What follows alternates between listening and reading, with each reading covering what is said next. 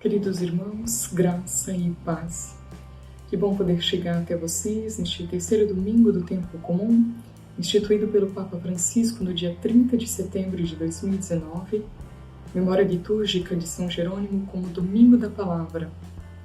Os textos da liturgia de hoje nos convidam a refletir sobre a esperança, a unidade, a conversão, o chamado a uma participação mais efetiva ao reino de Deus.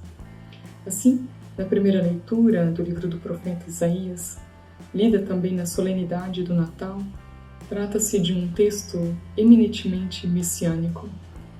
E aqui quero então ressaltar o versículo 1 do capítulo 9 que nos diz: O povo que andava na escuridão viu uma grande luz. Para os que habitavam nas sombras da morte, uma luz resplandeceu. É interessante notar que neste primeiro versículo, assim como naqueles que o seguem, encontramos elementos significativos e essenciais para a nossa experiência de fé. O primeiro é exatamente este, o da luz.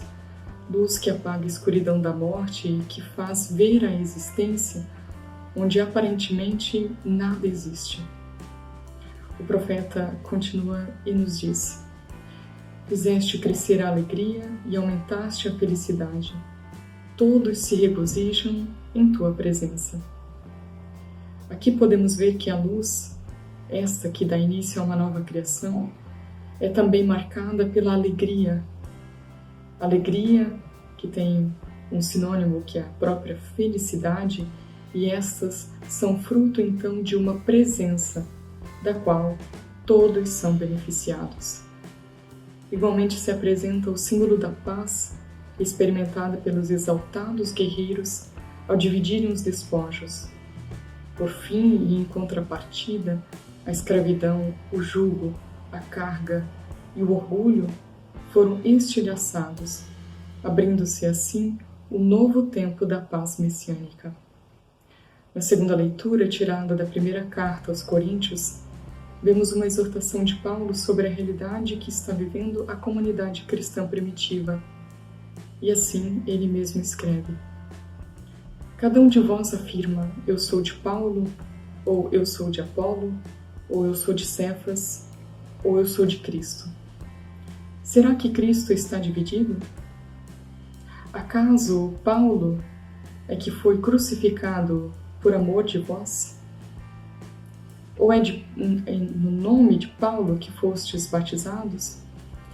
De fato, Cristo não me enviou para batizar, mas para pregar a boa nova da salvação, sem me valer dos recursos da oratória, para não privar a cruz e Cristo da sua força própria.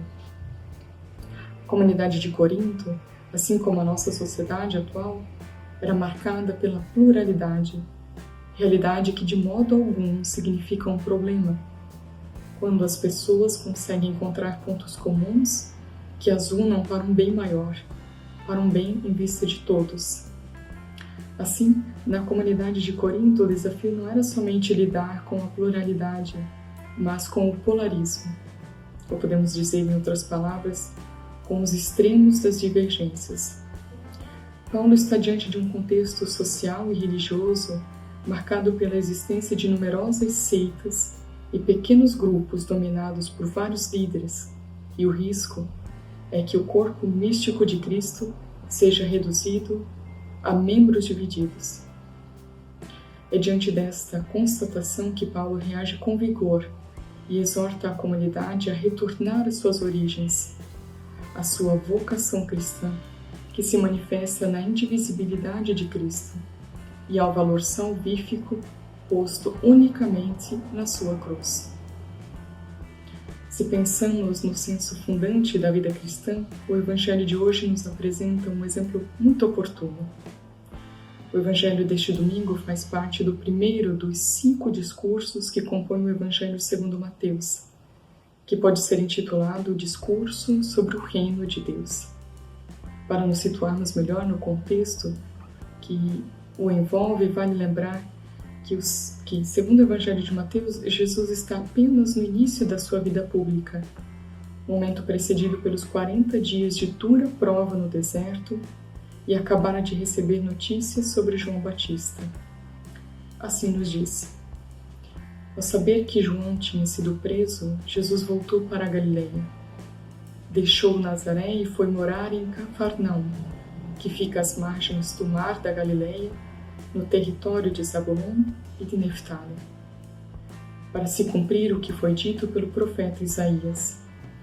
Terra de Zabulon, terra de Neftali, caminho do mar, região do outro lado do rio Jordão, Galileia dos pagãos.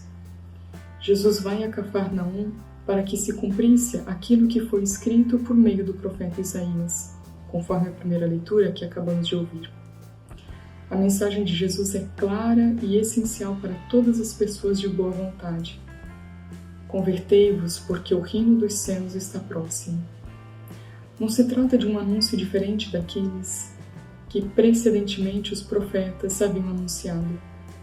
A novidade, porém, está no mistério da realização daquilo que se espera, ou seja, ao mesmo tempo em que se anuncia esta boa nova do reino, ela, pela fé, se realiza na própria presença do Cristo. Nesse primeiro discurso de Jesus, outros dois aspectos podem ser destacados.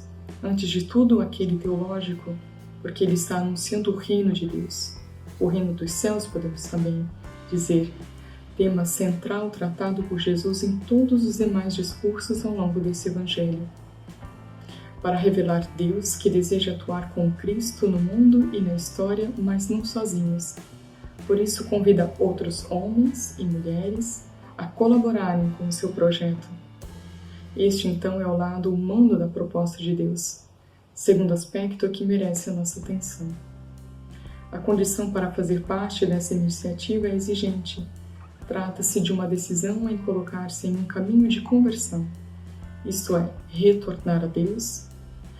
E não se trata de uma questão externa somente, mas de uma conversão de mentalidade, segundo o significado do verbo usado, que transforma também a vontade e os sentimentos num contínuo processo de conformidade a Cristo. Os primeiros convidados a responderem a este apelo foram os discípulos, os pobres. Aos pescadores que lançavam as redes ao mar em uma manhã que poderia ser considerada igual a todas as outras, Jesus dirige de modo inesperado seu convite. Segue-me, e eu farei de vós pescadores de homens. Jesus, mais uma vez, revela que o chamado é um dom gratuito. Este não depende das capacidades humanas. Não fostes vós que me escolhestes, mas fui eu que vos escolhi.